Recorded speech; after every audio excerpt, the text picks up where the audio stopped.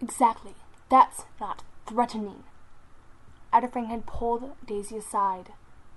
The reason the Tom did that it was because she told Snake Star how she was threatened by him. It sounded like it, he snapped back. I simply told you not to get comfortable with me. I'm not a friendly cat, and I don't like being touched, he growled. Daisy recalling how she had shoved him into the river. Ahem, Sunheart had spoken from behind the two, and Adderfang and Daisy Rain whipped their heads behind, looking at her. You both stay away from each other. End of conversation, Sunheart snapped.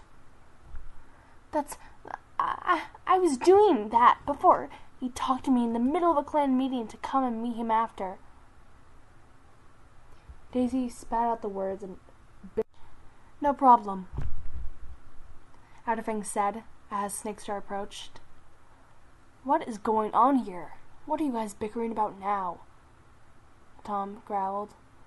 Anything important I should know?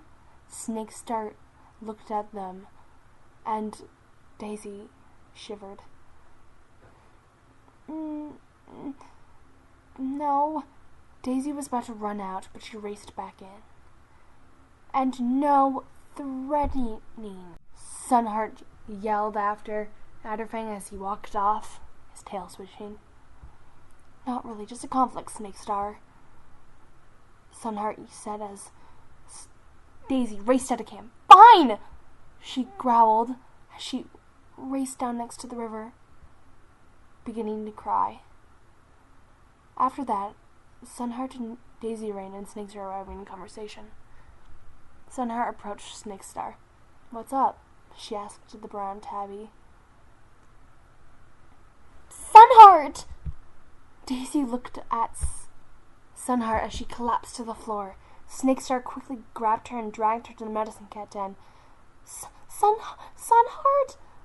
Her voice was quivering as she followed Snakestar towards the medic. Oh, Sunheart, please, please, please, please, she whimpered. Just don't lose, don't, what happened? Daisy Rain was stuttering. She didn't even mind that Adderfang was next to her. This was all about Sunheart now. Daisy searched the medicine shelf. She tried to find something that would help. Come, help, someone help, Daisy Rain called out. Daisy looked around, seeing Sunheart's nieces and nephews crowd upon her. Oh, kittens, not now, she thought, but didn't say that out loud, knowing it would probably hurt their little feelings. She grinned as a young kitten called Salmon Kit whispered out, Auntie, please, Auntie, what's wrong with her? Salmon Kit looked at Daisy Rain, bewildered, as Oakberry, the medicine cat, sat down next to Sunheart. Daisy Rain looked bewildered, still in shock. She thought she could have a heart attack. Oh, please, Oakberry, help her, Daisy Rain pleaded again, as she began whimpering, as Oakberry spoke calmly.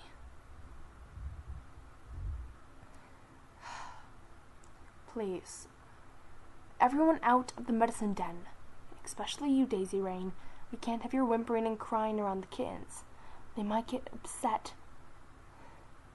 Then they might start getting more scared. That's the last thing we need. Here, take some time and just rest, she whispered to Daisy Rain as she gave her some time. After a couple of hours, Daisy Rain had checked up in Sunheart. She was awake now, and speaking with her mother, Chirping Horn. Come on, darling, get some rest. Take a nap. Daisy Rain watched, not wanting to intrude on the family's conversation.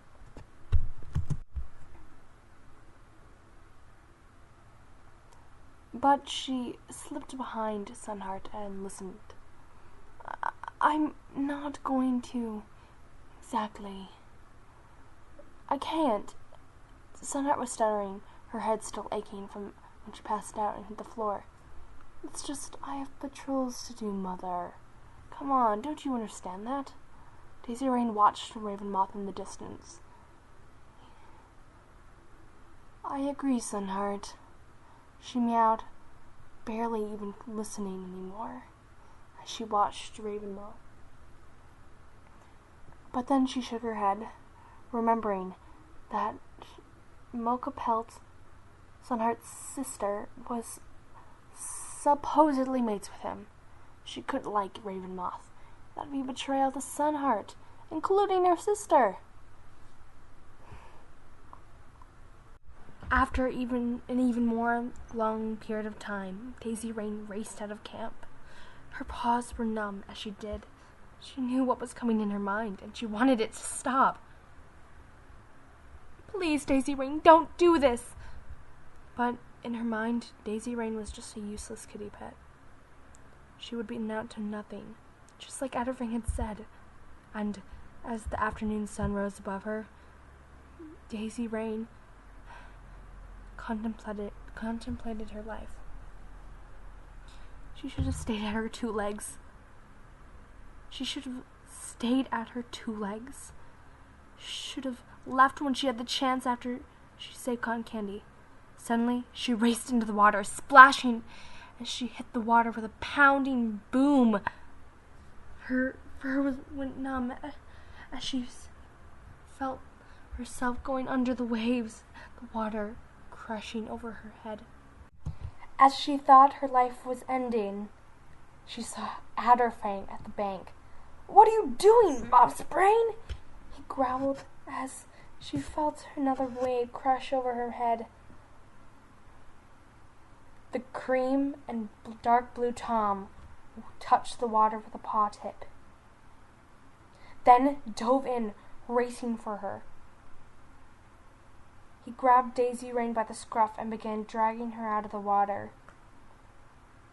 "You fool!" he growled again. Daisy Rain was confused why he was doing this. Fairly confused. Weren't they enemies? Why was the Tom being so nice? She felt being tugged out of the water as her eyes were glued shut from the amount of water that flowed into him. And before she knew it, she was on the bank. You saved me!" Daisy Rain spluttered out and coughed up water. Adderfang nodded. "Your clanmate." Suddenly, a blue Tom raced through the forest. "What?" Adderfang protested towards the Tom. "I'm leaving this stupid clan! I'm never coming back!" She heard livid Stream's growl. Daisy flinched. What was this Tom talking about? "I could care less if the entire clan got killed. I'm leaving." Daisy Rain flinched again. This must have been business that wasn't her own. I'm so confused," Daisy Rain whispered. There was always so much drama around her. Why was she chosen to be here on this life? She was confused. The water must have rushed to her head the wrong way, because everything around her spun. When suddenly, she collapsed on the ground. But she quickly scrabbled upwards. Suddenly, Daisy was in the nest, and Oakberry was questioning what happened to her.